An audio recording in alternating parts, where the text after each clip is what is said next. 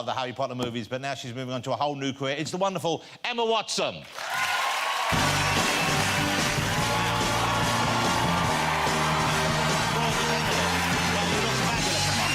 Lovely to see you again. Come and sit down. That's a wonderful outfit. Is that leather, that dress? It is leather. Wow, it's a purple leather dress. It's a purple leather dress with slits. Well, congratulations. Last time we met, you were just finishing up the Harry Potter movies. I was. That was just coming to an end. And I got the feeling that you were a little relieved, but at the same time, obviously dealing with, you know, something very big ending in your life. How did that feel straight afterwards? How did you process that, kind of moving on for something that crucial to you?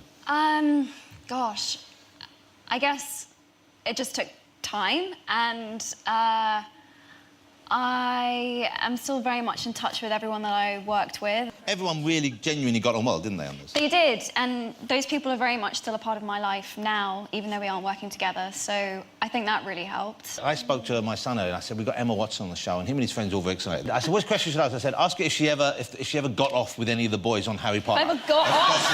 That's what the kids want to know. Whew. Did you ever get off? I don't know, get off doesn't mean necessarily get off. You know what I'm saying? It means maybe, was there any kind of romance? I've got to be honest, honestly, the whole 10-year period, I never so much as pecked either one of them on the cheek. Oh. It was pure friendship all the way from the beginning. So it was just friendship, really? You were like brothers and sisters? What about Draco? What about Tom, who played Draco? There was something going on there, wasn't there? That's what I heard. How do you know this? I heard this. You've done your research. Yes, age sort of like between sort of the ages of 10 and 12, I had a really terrible crush on Tom Felton. But you know why? Because girls love a bad guy. We love a bad guy, and he was a few years older, and he had a skateboard. Wow. And that just did it, really. Well, you had me with skateboard. I know. Did he bring the skateboard in? Oh, yeah. He used to, like, do tricks on it, and he used to, like... He was so cool. Oh. Yeah. And did he know you had a crush on him? He totally knew. And the thing is that he'd tell everyone, he's like, oh, I see her in, like, a younger, sisterly way. Oh. And it just broke my heart. Oh. It still does. That bastard. I always knew Malfoy was an evil little piece of work, and he broke her mind, his heart. He really did. It was gutting, really. You know, the weirdest thing, I suppose, it must be strange for you, but it's strange for all of us to have seen you grow up and be part of our lives. From how old were you when you started the films? I just turned 10. Just turned 10? Yeah. 10 until you become a young woman, and they become young. And if you look at the differences, I mean, we have you here now, but you look, that's when you first started. And then we have Dan when he started. Look at Dan. I mean, I think Dan maybe changed the most. Maybe not, because that's Dan then. Look at Dan now, and you can still see it's clearly him. But look, he's turned into a handsome leading man. And then we have Rupert. Look at Rupert. And look at Rupert now. He looks so different. It's like, I mean, it really is. I mean, it doesn't look bad, but it's a choice, I suppose. I guess you're keen to be moving on from this period, but I guess people who are watching the films now, and those films, they're classics. I mean, they're incredible films. I might quiz you on a couple in a minute. Oh, no. But before we do, it was kind of weird, because I mean, I like all the movies, but I loved the Triwizard Tournament. Was that Goblet of Fire? That was Goblet of Fire. And that was the film, it seems bizarre now, that Robert Pattinson was in. Yes. I've heard rumours that he might be appearing as Christian Grey in the Shades of Grey. Oh, really? And that's one of the things I heard.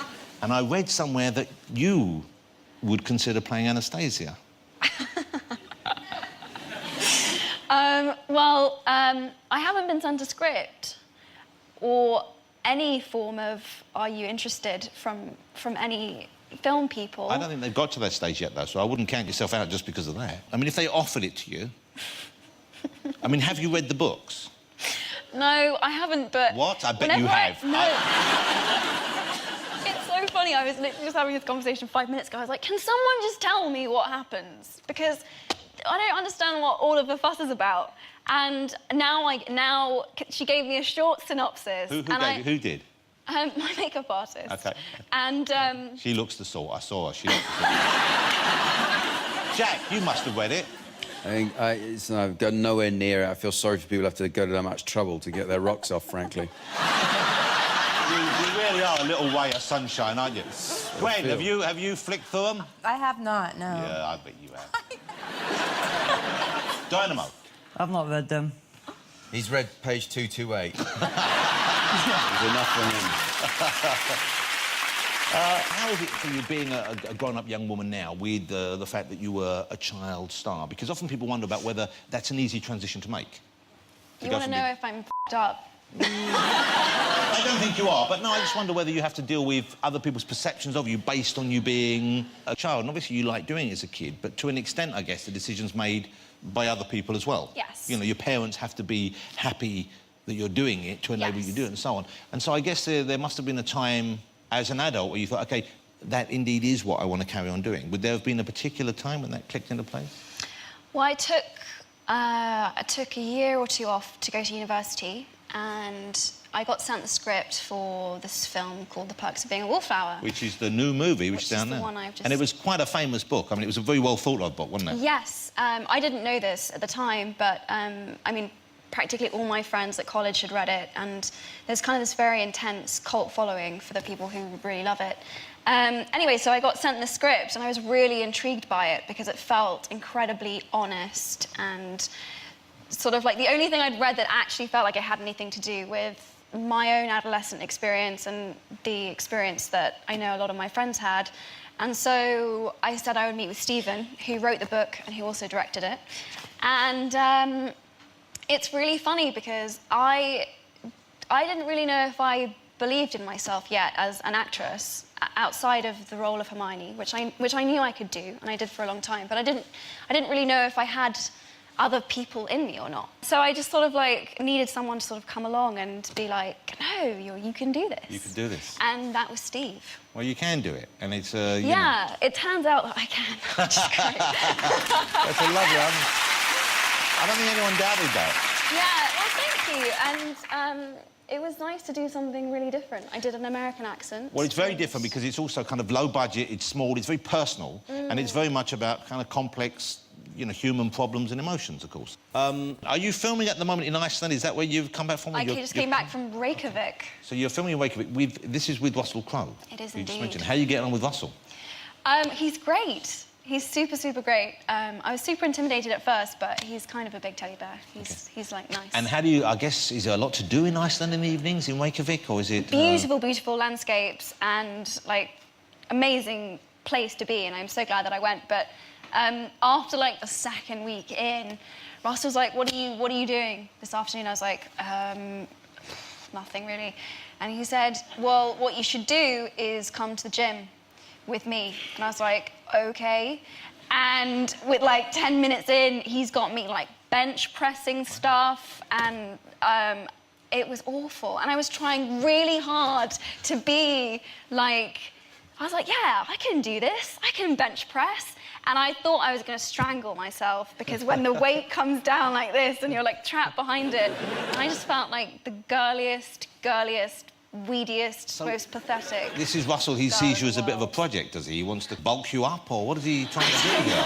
I think he thinks it's important to be fit and be healthy and stuff. And so he wanted to share. But I've met Russell many times, and I like Russell Crowe a lot, but he swings between being very, very fit and being very fat. I mean, he goes between, as most men do, he goes between the two extremes. I don't know.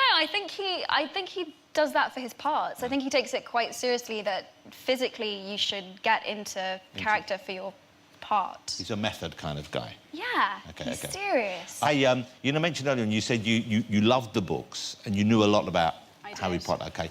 I wanted to test your knowledge. I did because I know that you're about to put me through my cases. You should know a lot. You were in the films. You should still know a lot about the Harry Potter experience. OK, here we go. I've got some quiz questions for you based on Harry Potter. This is Quizzitch, OK? And we're going to see how much you can remember, if that's OK. OK. OK, so we're going to play Quizzitch. Quizzitch! Question 1. OK. Who played the character of Hermione Granger in the Harry Potter... OK. Question 2. In the sport of Quidditch, how many points is a golden snitch worth? 150. Correct. On which platform at King's Cross Station do students board the Hogwarts Express? 9 3/4. That's an easy one. What is the name of the snake language spoken by Lord Voldemort in Harry Potter? Hang on a minute. That's not helpful, Jonathan. Nagini speaks it, Voldemort speaks it. Oh my... Parseltongue. Parcel tongue. The spell Lumos makes a wand light up. What spell makes it go dark again? Lumos. Were you in the films? I'm beginning to...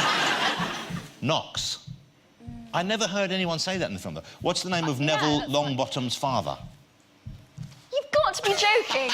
This is so unfair. I'll ask you one more. It's the pressure. It's the blue light. I can't...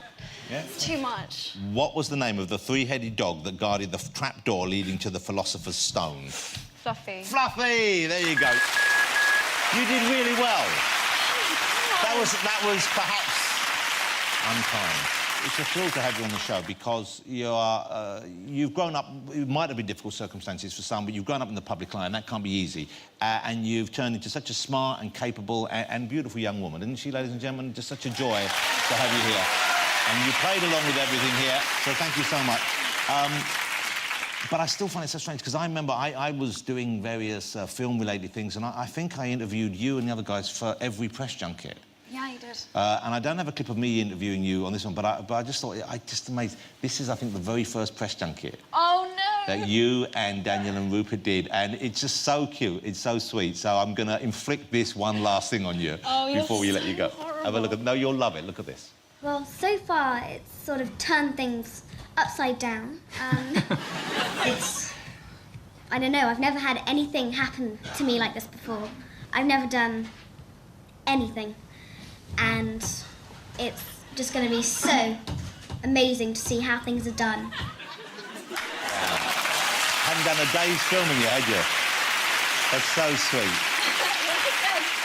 I haven't done anything. I'd never acted before, and now I have. And look at you So now. that's You've good. been in the most successful movie franchise of all time, and you're now making grown-up movies and doing great in them as well. Thank you. It's lovely to have you. Ladies and gentlemen, will you join me in saying thank you to the fabulous Emma Watson? Thank you so much. And thank you for playing along. You did